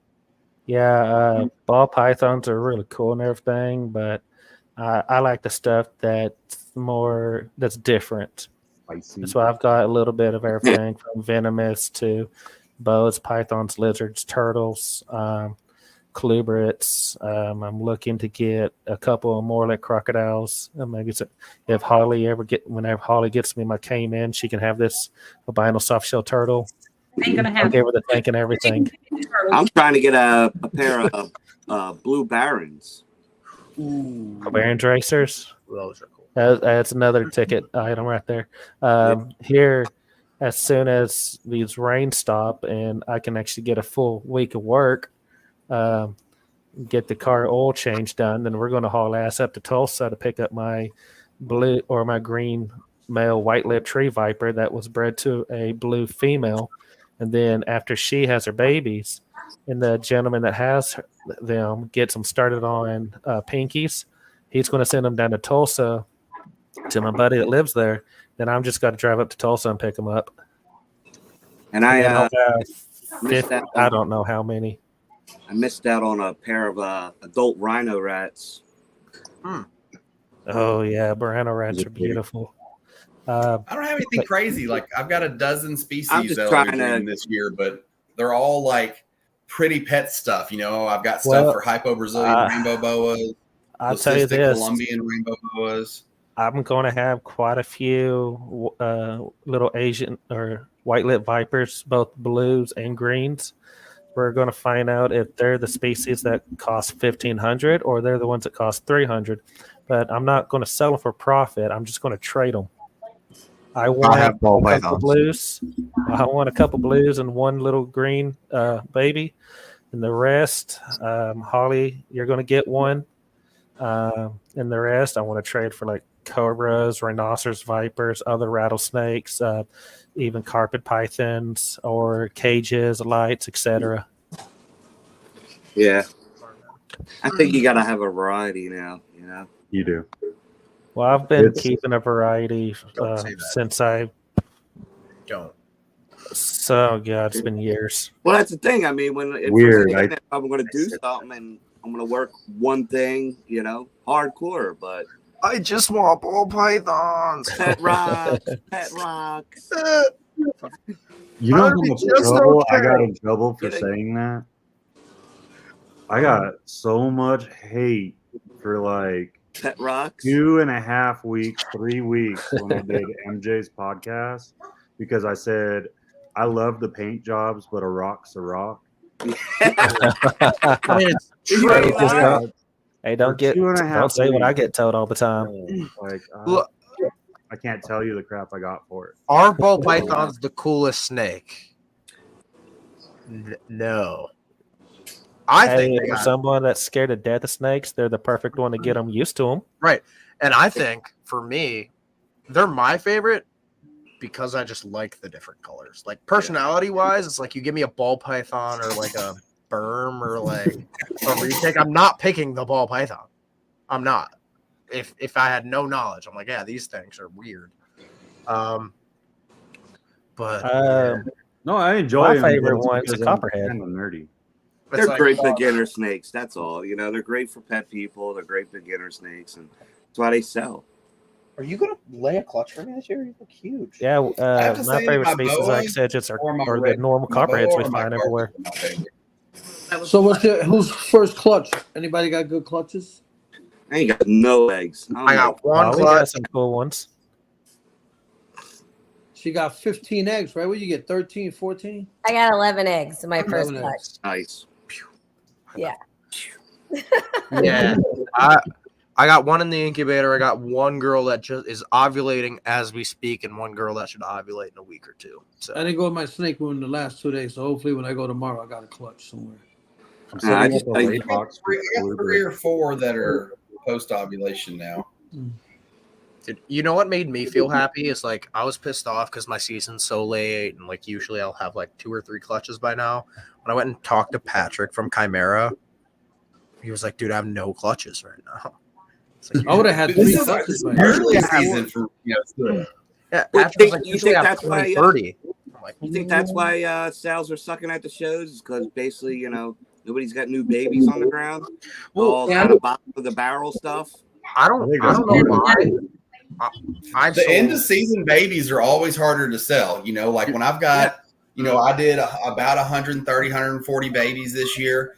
And when you got 100 babies in the rack, they're selling fast. When you get down to 50 babies, it's not as fast as when it's 100. The last 20 snakes, you take 2 displays worth of snakes. I'm not going to shows anymore. I'm canceling shows because I'm not fucking going to a show to sit there with 20 snakes trying to sell them because it's too freaking hard. If I got 40 plus, I can sell snakes pretty good. But the last one, it's slim pickings, wholesale them. Every time I've been on here to talk about shows, it's funny because like Dallas is the only one this year that I haven't done well at, and it's not like I've had very new stock, but since the start of the year, every show I've done, I don't think I've not sold anything. I did a show in Buffalo and sold 20. I did a show in Erie and sold 15, 16. Did the show in White Plains and sold like 10. I think I've done four shows, not including Dallas. I've sold like 45 or close to 50 snakes in those 4 shows. So those have been great besides Dallas moving wise, and even Dallas with 4 snakes. So that was nice. But we'll see if it keeps going. I was having a conversation with Frank down here, and he was like, "Are you going to have space to keep these babies for this season?" Because I had pretty much 4.5 full racks of babies, and I'm down to pretty much a rack and a half of babies left to sell. Yeah. So I got 1 left, and I even bought wholesale. So I've bought wholesale already. Yeah, I bought wholesale just to do a show. I have not. I've never bought wholesale yet. I mean, just. I don't buy much, but like I'm out of. When I run out of pies, I'm buying some pies. Yeah. If I run out of clown females, I'm buying some clown females. I'm going to have some of those on the table. I do 25 shows a year. I picked up bananas like $20. A what for $20? Bananas. Oh yeah, banana stuff. Yeah, I was like tripled my money. I think. Well, I picked up a Hypo Mojave banana at a show for $100, and he's all like, "I can't sell," and he was just bitching. He's like, "Nobody's buying anything." I was like, "I'll give you $100 for that snake." He had like $125 on it. He's like, "Okay." I sold it for $500. I took it to 2 shows. Nice. Shame on you. It depends. I mean, there wasn't another one you could find anywhere. It It's depends a on banana. There's 0 other in the world to buy. I got a banana. I got a banana Hypo Whatever I say Mojave. it is. That's a banana Hypo Mojave, and I'm breeding it to a Tofino. Yeah. We'll give it to Zach. I'll sell it for $800. We'll split the crap. People sleep on Hypo banana because it's a nightmare to identify when it's a baby. I made a bunch of them. Like, it's so hard to identify them. But when they start aging, they age so freaking well. It makes a banana more looking like a banana. I got a banana calico female, and I'm breeding her to a orange dream yellow belly GX pie. Nice, dude. I can't do banana hypos anymore. Like I've done them for the past 2 years. You're gonna make me do it. I don't think I've ever. I knew someone that was doing like banana albinos, and I'm like, Well, on that note, y'all have a great night. It's dinner time. I gotta get dinner done and get these kids to bed. It's 10 o'clock. All right, John. See you later, baby. You have a good night. yeah, my lovely wife's up there dealing with that. Oh, dude, with there's been, it's so funny to see like different people's faces. Like when Zach said the dude couldn't sell it for $100 and he sells it for $5 or whatever. Oh god. Okay. I got to see Zach when he passed me eating a hamburger. Okay, and she's going into shed. The this is a pastel inchy banana hypo female. Ooh. And she's maintained so much of that good color, and it doesn't show up on here. Right. But even in shed, she's bright, and she's gotten like this almost calico-like effect where all the spotting. I think you can see that. See all the white spots in there. Yeah. Got like a calicoing coming in. There's next to no. I mean, there's spots, but they're like kind of grayed out. If you can even, you have a hard time seeing them in there. See them? They're very few. They're ghosted out. That's great. Dude, hypo bananas. I love what they put visuals. Don't try to make them from heads and identify them. I got one, but that's it. And see, that looks so much better than just a normal banana would look. I mean, yeah. You know what was funny is I got her as a. It was the dumbest thing. It was like a banana black pastel Enchi. I was like, it's not that, but I'm gonna buy it. And then got in contact with the original breeder, and he was like, no, that's a banana Enchi hypo. I was like, okay, cool. That's what I thought. But she almost bit me when I got her out. She's nice, but I just like. I don't want it in my hypo clown stuff because that's gonna be a pain in the ass to ideas babies and yeah. I guess what that is. So, Banana. Nope. No. Well, It's a lizard.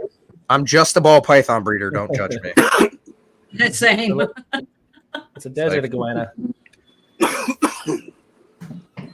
All I know is ball pythons. That's where my knowledge goes. Everything looks like a lizard. special.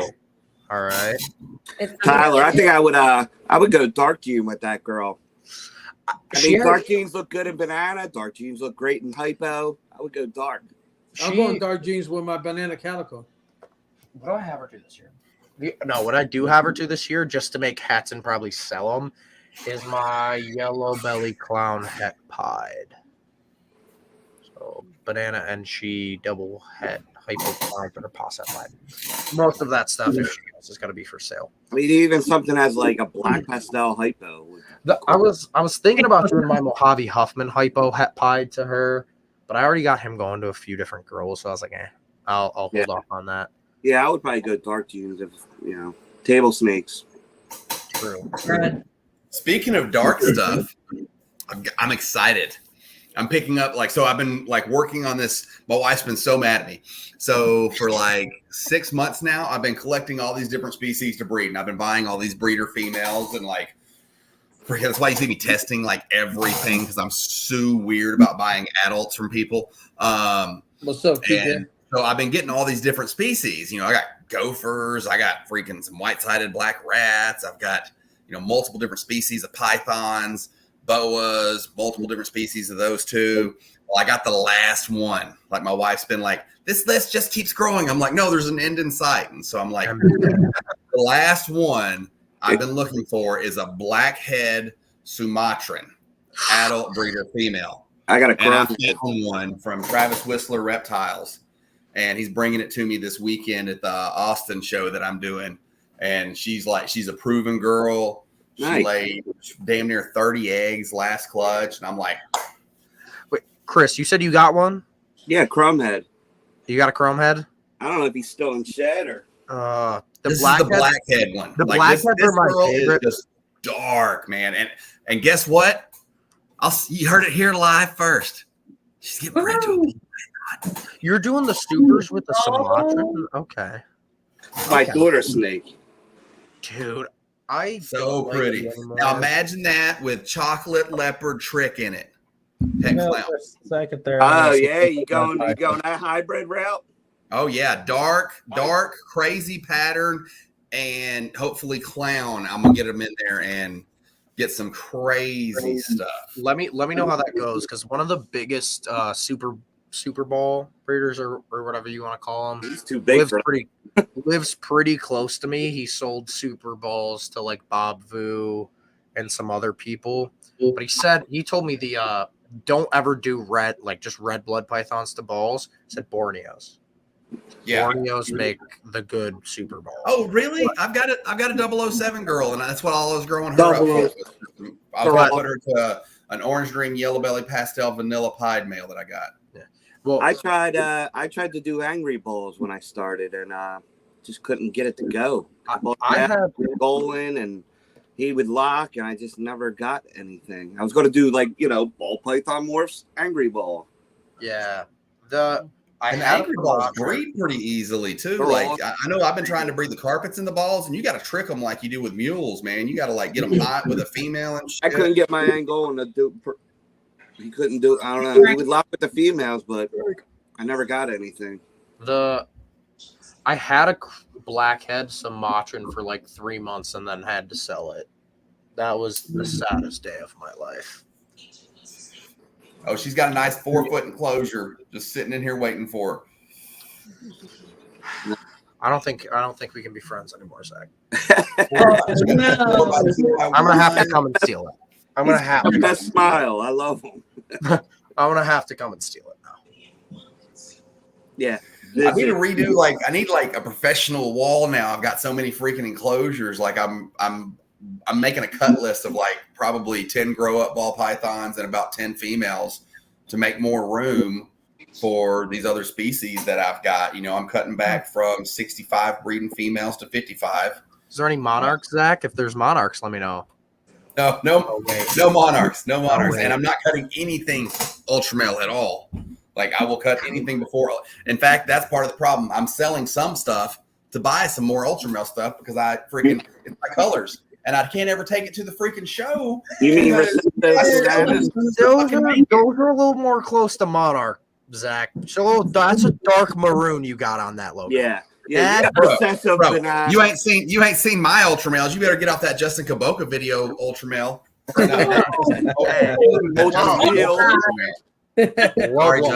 right. Low blow. That was a nut shot. Hey, will you grab me Karma real quick? I'll show you some ultra male. You don't know about. You saw my pod. Don't talk to me about my ultra male over here, Tyler. I got the dark shit. I'm just saying. I got the dark. The logo looks more like Monarch. It does.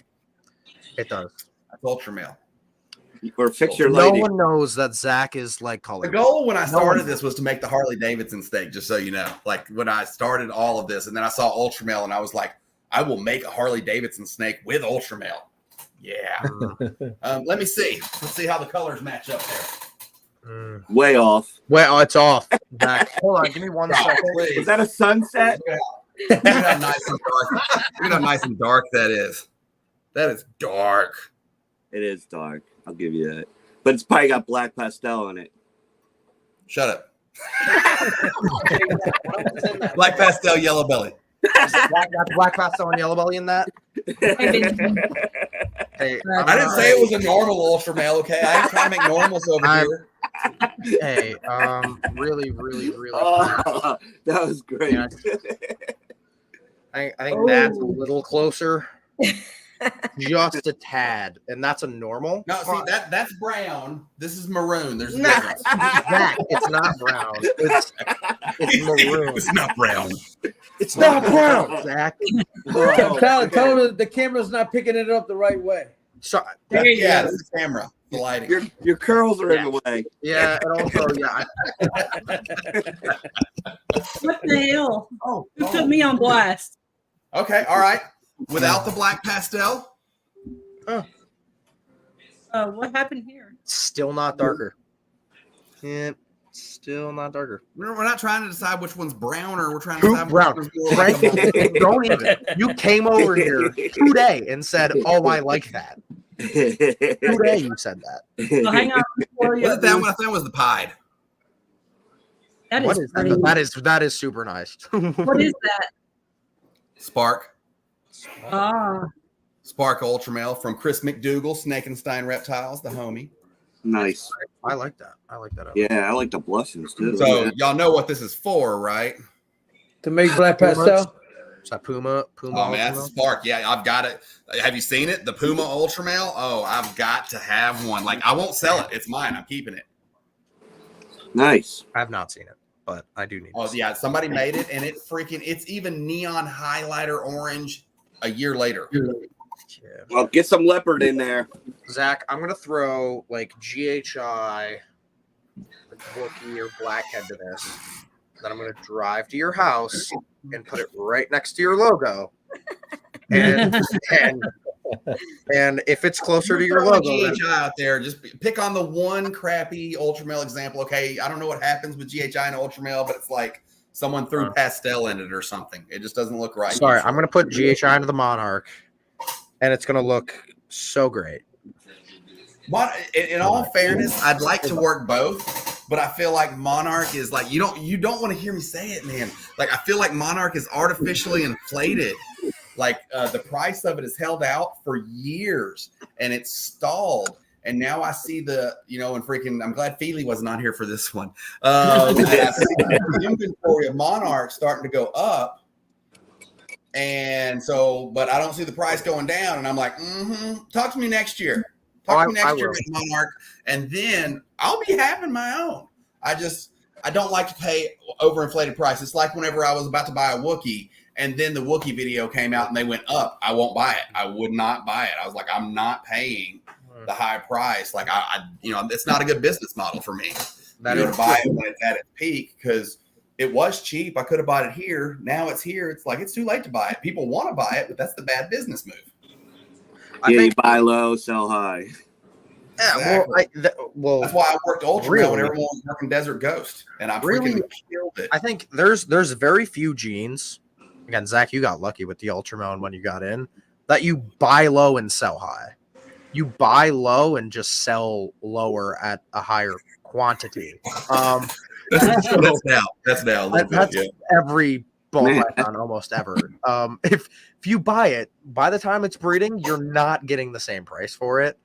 And you're probably not. You're definitely not getting more for the same animal. But the way I think about it is like, yeah, I mean, I've been lucky and got some great deals on Monarchs.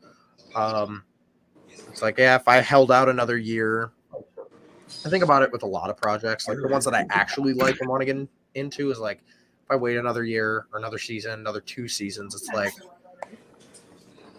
you're losing money because then you have to wait 2 to 18 months, 2 years to raise it up to breed. He's still trying to get it to match. That's a banana. But yeah, what's that? That's not a fucking banana. Recessive banana. Get it right. Rainbow.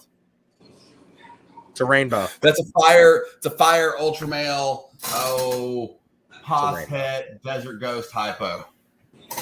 That's a super Enchi, super hurricane, rainbow, hypo, Het Desert Ghost. Have you seen the rainbow stuff? I kind of like it. I'm waiting to see more of it out of hypo and out of like extreme combos. Dude, when I saw head local, so I don't know. Never really took off.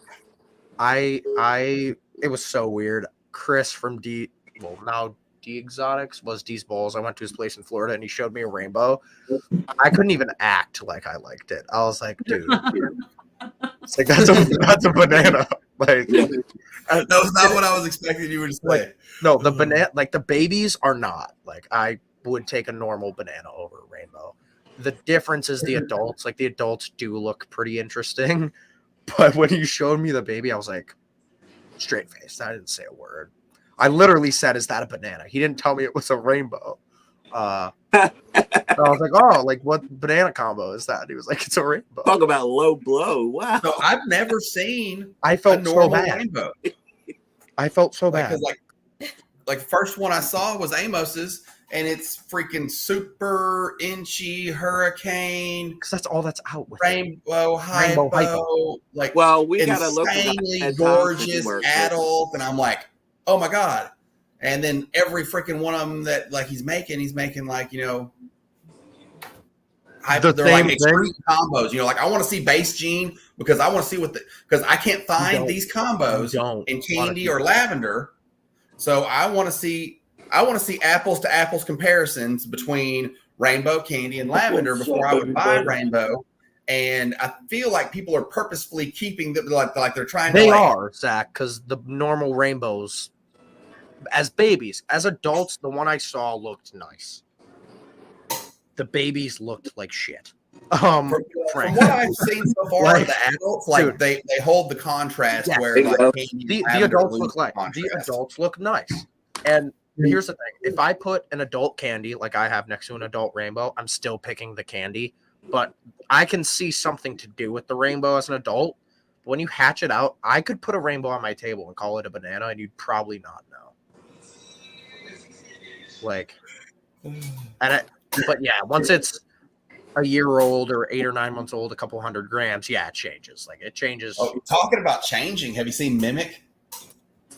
Yeah, I'm telling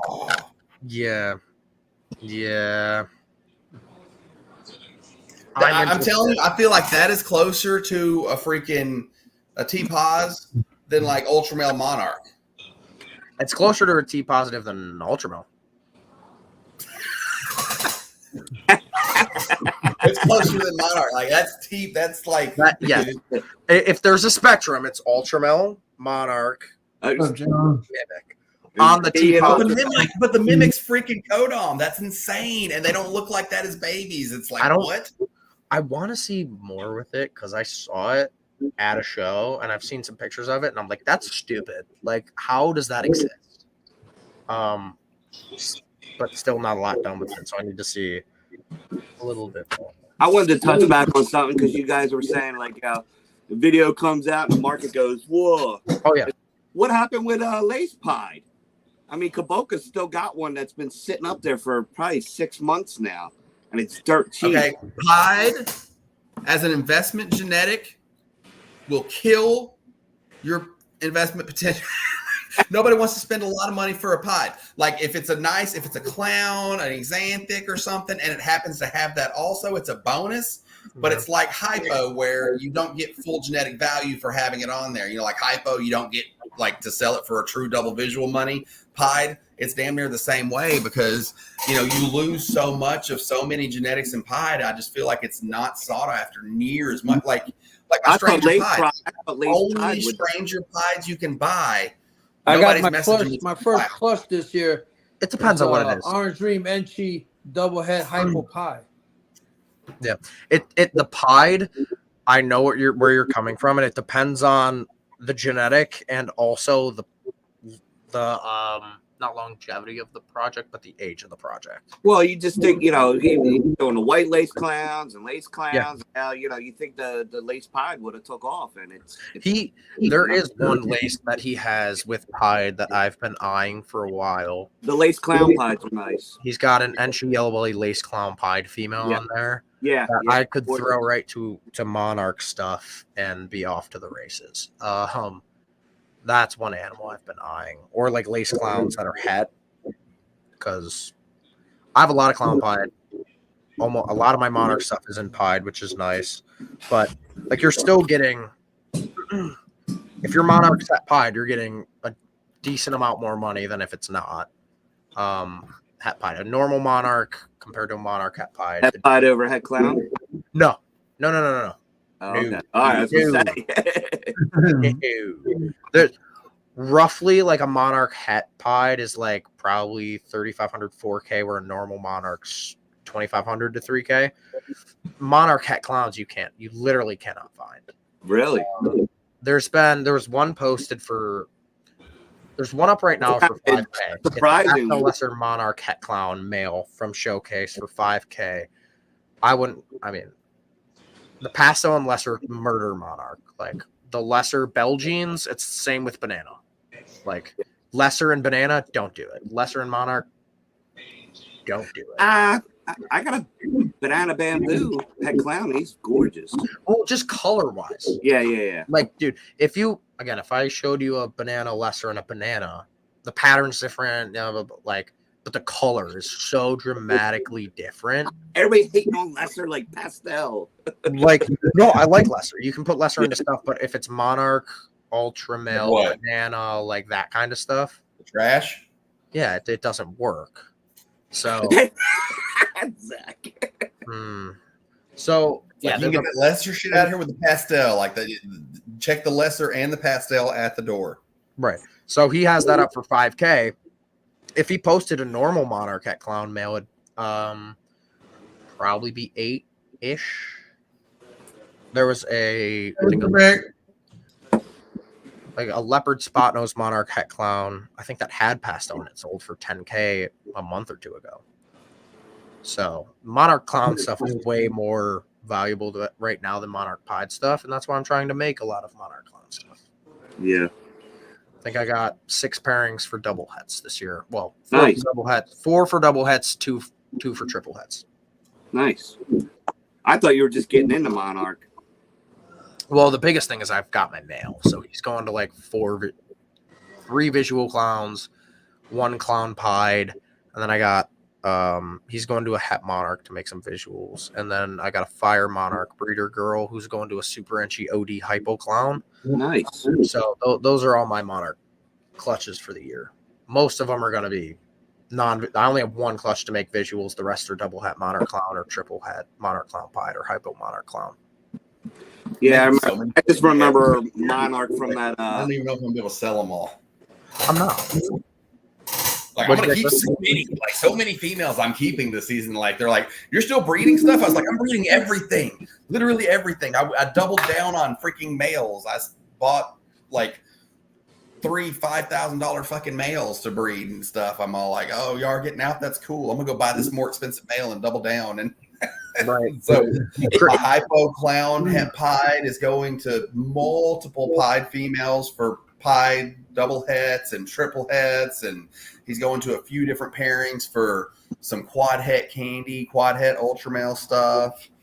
I'm staying away from the candy hypo stuff, but also Zach, if I can I ask? You don't have to tell. What'd you get your hypo clown het pied boy for? Hypo clown, 5,500. We're putting that on. By the time I paid, which don't get me wrong, when I got him was a deal. But when did you get him? How long ago did you get him? Fucking like January. What? Last January 2023. And was he a baby or a breeder? When I got him, he was already like 400 grams, and I was thinking I'd be able to get him in that season. Yeah. So it was a deal. You couldn't find one. Period. There wasn't one on Morph Market. I know because Chandler got one, Brian Carter got one, and I got one. There was the 2 that Amos made that he didn't keep, and the one that made the male that Chandler got the one. Chandler got the breeder, or no, Brian got the breeder. Chandler got the disco Inchy, and I got the disco. And you got it early last year is what you said? Yes, but by the time I paid it off, I paid it off over some months. It had been a few months, but by the time I paid it off, you could buy Chimera had one listed, and it was I want to say $2,800, and it was a kick in the dick. And I didn't get him to breeding size. I finally got him to pair one female at the very end of the season. She didn't go, so I didn't get any investment money back on him the first season, which kind of hurt. But I bought him for this season, and I didn't expect it to drop that fast. But, I lost 50% value on him by the time he was paid off within 6 months. You want to hear my favorite investment I've ever made? Was a Hypoclown Het Pied Boy.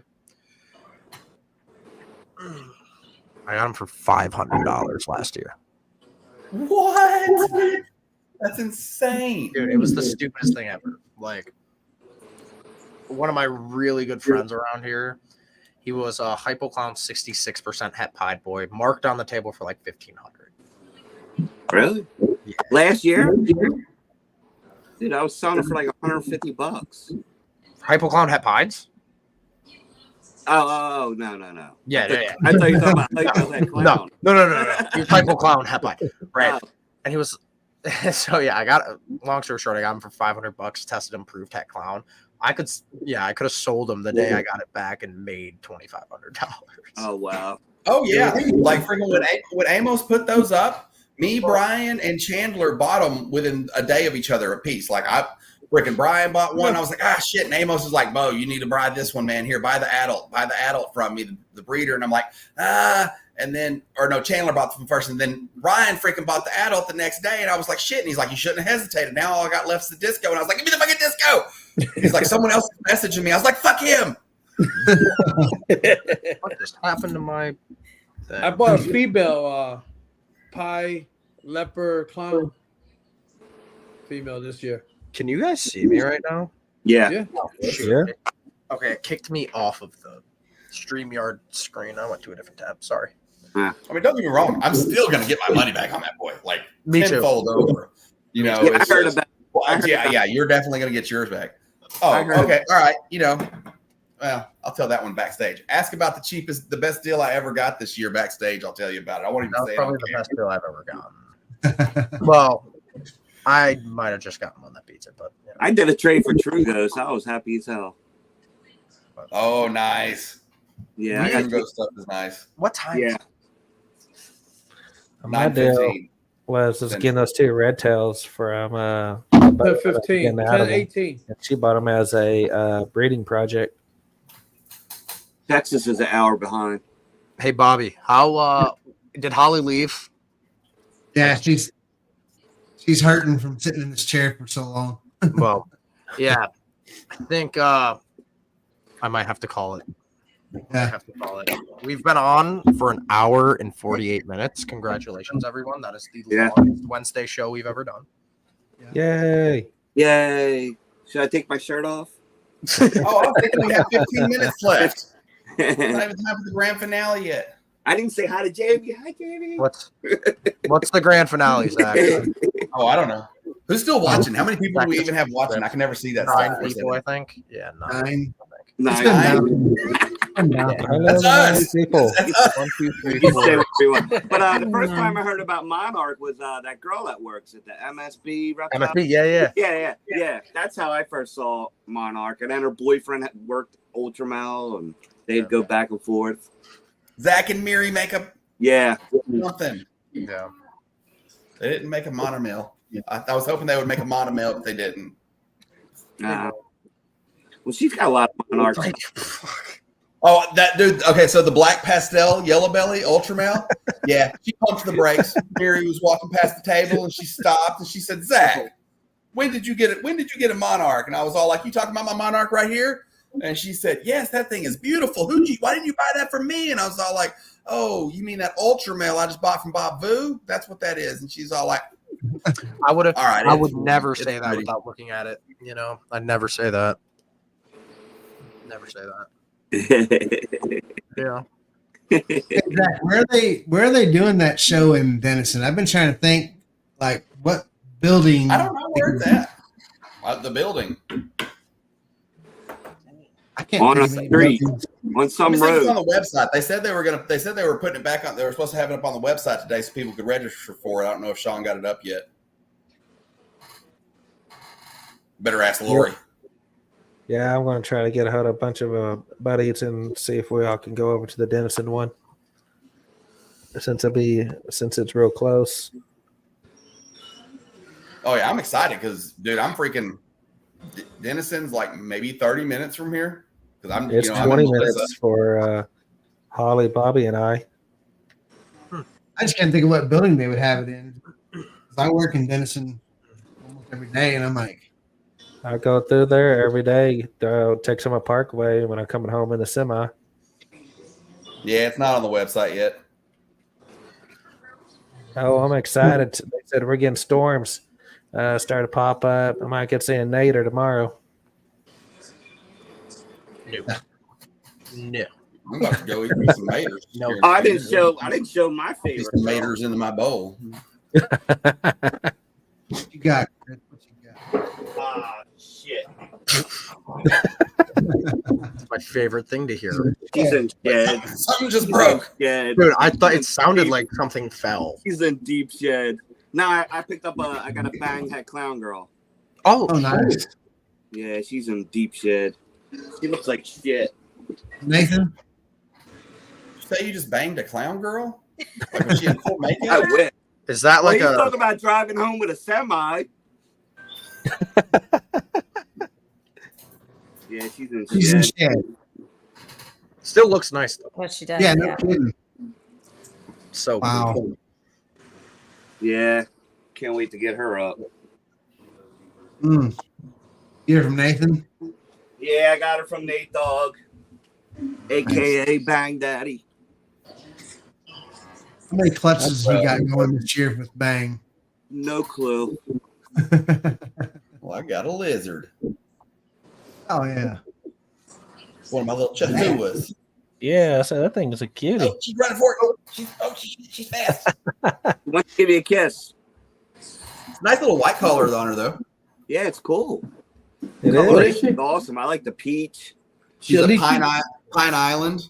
It's She's a nice the peach color. I don't know if the colors come through good. Yeah, Isn't different colors. He's the same thing as a Lichiana. My wife. No, it's a Chihuahua. They're a lot smaller. Like she's almost full grown. She's Okay. about a year and a half. I've got her mom and dad over here. Yeah, she's cool. Oh yeah, And I didn't definitely. know because freaking she's got a white collar and her mom and dad don't have white collars. So I don't know. Maybe it's excessive. I like the Chihuahuas. I call them miniature lychees, and Yeah. I like them because I do have one lychee, which is also all my Chihuahuas are Pine Islands, and my one lychee is a Pine Island. I call them But big they got the geckos. little midget tail. I don't like the little midget tail on the chewies, and the lychees, and they get kind of too big. I call them zombie geckos. Which ones? With those things.